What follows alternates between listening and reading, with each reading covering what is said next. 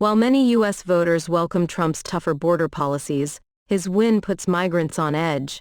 Nogales, Mexico. Ivan Castro Santos, his wife and their 4 children, including 1-year-old triplets, have been living in a crowded room over the past 4 months, waiting for an opportunity to enter the U.S. The young family traveled from southern Mexico to the House of Mercy and All Nations shelter in the northern Mexican border city of Nogales, joining other migrants from across Latin America. Half of them are children.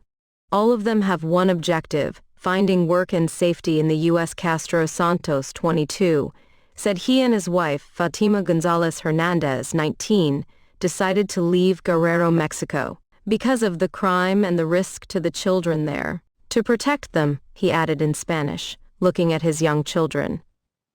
Tens of thousands of migrants are estimated to be in Mexico hoping to enter America, including through a program that allows them to use a smartphone app to request a time to be vetted, processed, and admitted by American border officials. The system was established by the Biden administration to dissuade migrants from crossing the border illegally, but many are now worried that President-elect Donald Trump will make it much harder for them to make it into the U.S. at all. Castro Santos said he's worried about Trump canceling the appointments offered by the U.S. government app, known as CBP-1. "We don't want to run that risk of going back and putting them at risk," he said, referring to his children. If allowed into the U.S., he said his family would like to settle in Houston, where his sister lives. He said he would like to learn how to cook and work in a restaurant.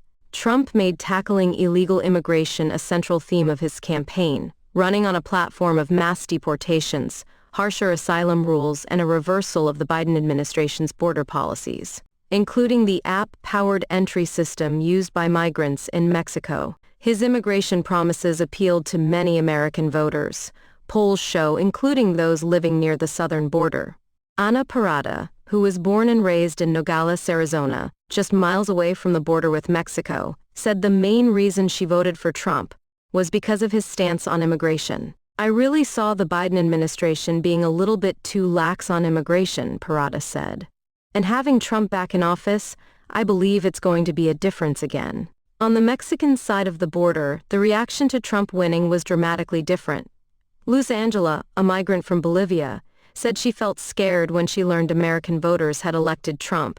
"I felt scared because he promised in his speeches that they would deport all the migrants," Angela said in Spanish, "and that he would close the CBP-1 application." A doctor by trade, Angela said she and her 9-year-old son, Matias, fled political persecution in Bolivia.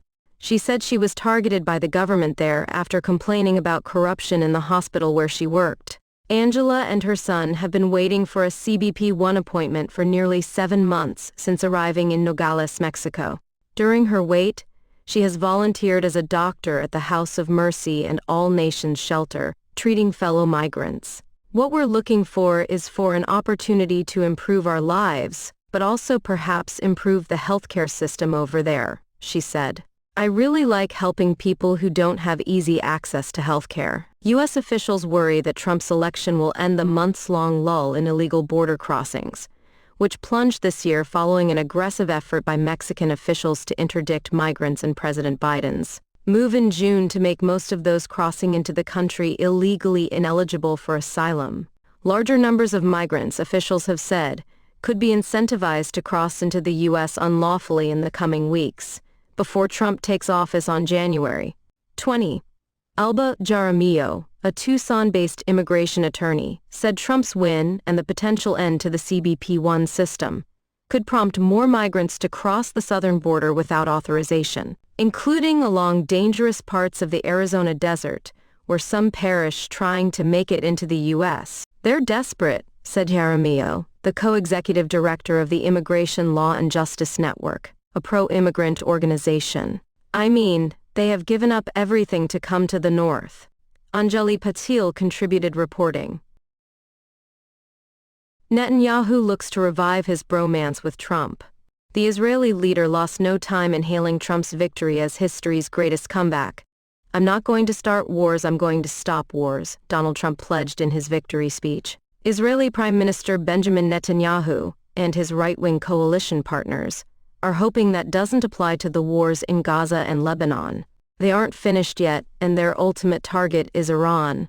Netanyahu will be hoping to tempt Trump into backing his grand strategy to recast the Middle East, one that has no place for Tehran's clerical leadership, sponsors of Hamas and Hezbollah. He will, of course, recall that Trump was a proponent of a strategy of maximum pressure against Iran. Bibi would have woken up to the news of Trump's win smiling from ear to ear, said Nadav Strachler, a former strategist for Netanyahu. Now, he has a friend in the White House, which is a huge thing, and it can change many things. First of all, Bibi thinks about Iran, he told Politico. The Israeli leader lost no time in hailing Trump's victory as history's greatest comeback. Your historic return to the White House offers a new beginning for America and a powerful recommitment to the Great Alliance between Israel and America, he wrote on 10th. This is a huge victory. No doubt his effusive post was partly to make up for his faux pas in November 2020, when he enraged Trump by being the first foreign leader to call Joe Biden and congratulate him on his election win. Trump was still disputing the results and later groused that Bibi was being disloyal. Bibi could have stayed quiet, he said later, grumbling that Netanyahu was the man that I did more for than any other person. Even before then, Trump was irritated with Netanyahu for backing out of participating in the assassination in January 2020 of General Qasem Soleimani, the head of Iran's Quds Force, and then compounding the offense after the airstrike by claiming partial credit for the hit. Last year, Trump grumbled during a rally in Florida, Israel was going to do this with us, and it was being planned and working on it for months. We had everything all set to go, and the night before it happened, I got a call that Israel will not be participating in this attack. I'll never forget that Bibi Netanyahu let us down, he added, dubbing the episode a bad experience.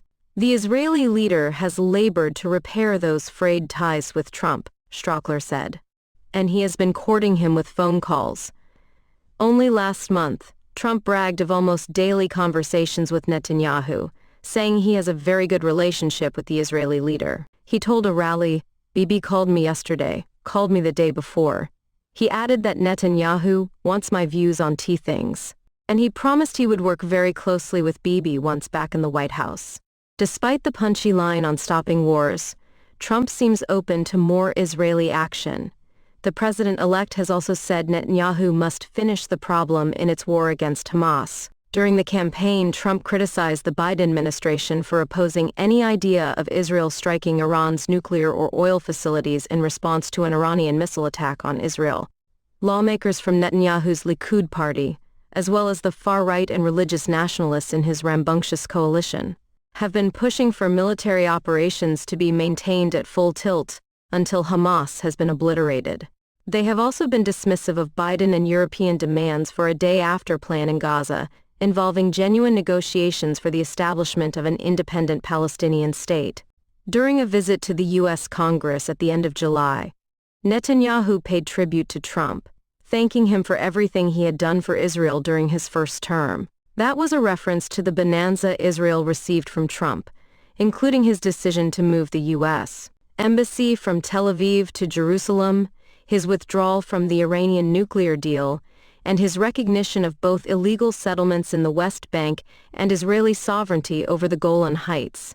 Earlier this year, Strachler told Politico that his former boss had packed into his planning the chances of Trump securing re-election. Now, he said, Bibi's playbook is being fulfilled. He's getting to the end of the year with a broader political coalition. He's strong in Lebanon. He's finished off Hamas leader Yahya Sinwar, Hezbollah leader Hassan Nasrallah, and others. And he's got Trump in the White House. With Biden gone, there will likely be few constraints on Netanyahu.